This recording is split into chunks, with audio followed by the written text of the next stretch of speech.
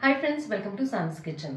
Friends, शुक्रवारपासून ना श्रावण महिना चालू झालेला आहे आणि आता श्रावण महिना चालू झाले म्हटल्यावर पुढचे 2 ते 3 महिने भरपूर सण समारंभ असतात आणि नैवेद्य तर बऱ्याच वेळा आपल्याला दाखवावा लागतो. जसं की श्रावणी सोमवार असतो कोणाचा, त्यानंतर मग सवाष्ण, त्या मेहुण बोलवलं जातं, श्रावणी शनिवार असतो. असे बरेच ना ओकेजन्स असतात की त्यावेळेला आपण नैवेद्य दाखवतो आणि नैवेद्यामध्ये आपण ना कांदा लसूण विरहित आपले सगळे पदार्थ असतात. त्यातलाच एक प्रकार आहे आमटीचा. आता आमटी सुद्धा आपण कांदा लसूण विरहितच करतो. त्यासाठीच आपण आज ना पारंपरिक आमटीची रेसिपी शेअर करत आहोत आपल्या चॅनलवर. ती आहे चिंच गुळाची आमटी. 3, 2, 1. चिंच गुळाच्या आमटीसाठी आपण ना एक कुकरचं भांडं घेतलंय. त्यात ना 1 वाटी आपण तूर डाळ घेतली. तूर डाळ आता स्वच्छ पाण्याने आपण 2दा धुवून घेऊयात. डाळ स्वच्छ धुवून घेतलेली 2दा. आता आपण त्यात ना दुप्पट पाणी घालणार आहोत. म्हणजे 1 वाटी डाळ घेतली तर 2 वाट्या पाणी घालणार आहोत ह्याच्यात. त्यात आता पाव चमचा हिंग, अर्धा चमचा हळद. आता ही डाळ आहे ना लगेच कुकरला शिजवायला लावायची नाही. 15 ते 20 मिनिटं आहे ना छानपैकी आपण ही डाळ भिजवून देऊयात. 15 मिनिटं आपण डाळ छान भिजवून घेतलेली आहे.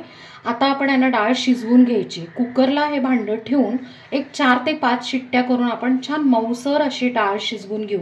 नेहमी आपण साध्या वरणाला घेतो ना, सेम तशीच आपण डाळ शिजवायला लावलेली आहे. मीनवाईल काय केलं माहितीये का की अर्ध लिंबू असतं त्याच्या एवढी आपण चिंच घेतलेली आहे आणि ती आपण गरम पाण्यामध्ये भिजवली. म्हणजे जोपर्यंत आपली डाळ शिजेल ना तोपर्यंत इकडे आपली चिंच सुद्धा भिजेल. 5 शिट्ट्या करून आपण डाळ छान शिजवून घेतलेली. तुम्हाला दाखवते मी. बघा, लगेच हाताने हे केले ना की लगेच स्मॅश होते, मऊ झालेली आहे. आता रवीने काय करायची, छानपैकी घोटून घेऊया.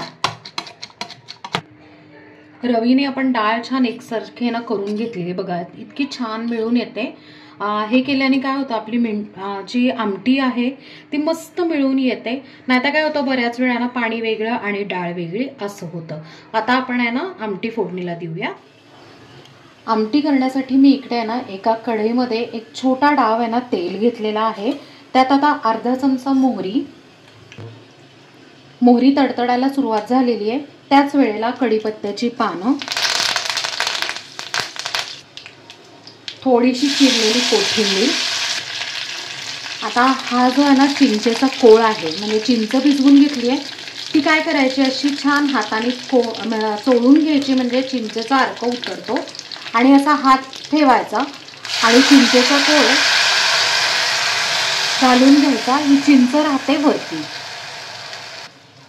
आता हा जो चिंचेचा कोळ आहे तो उकळून घ्यायचा आधी आपण. त्यासाठी आपण लो फ्लेम केली. आता त्यातच आपण मसाले घालून घेऊ.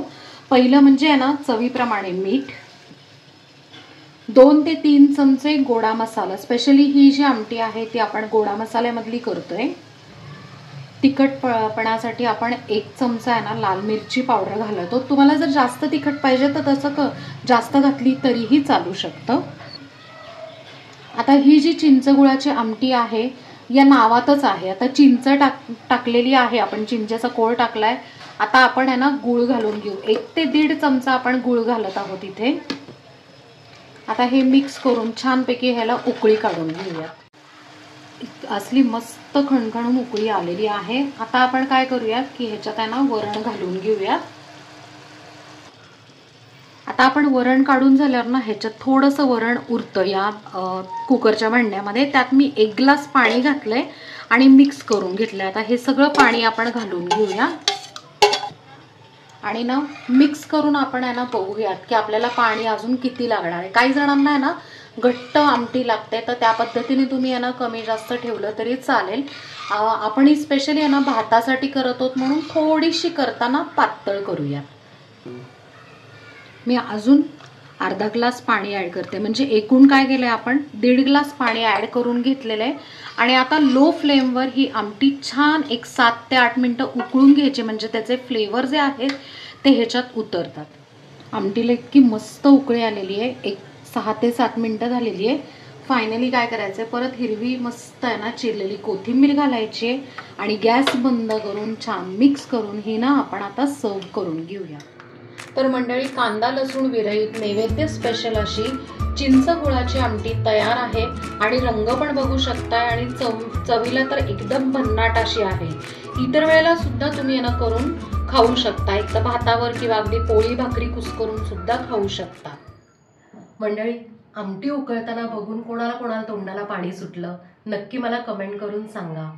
ही जी आमटी आहे ती मस्तपैकी परफेक्ट अशा 3 चवींचं बॅलन्स होणारी आहे, आंबट, तिखट आणि गोड.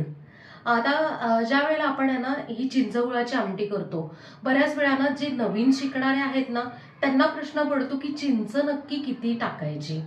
त्यासाठी तर आहे ना हा व्हिडिओ खूप उपयोगी आहे त्या लोकांसाठी. सो नक्की करून बघा आणि मला कमेंटमध्ये सांगा. आपल्या चॅनलला सबस्क्राईब करा, लाईक करा, शेअर करा आणि कमेंट करा आणि बेल आयकन नक्की प्रेस करा नवीन व्हिडिओच्या नोटिफिकेशनसाठी. थँक्यू.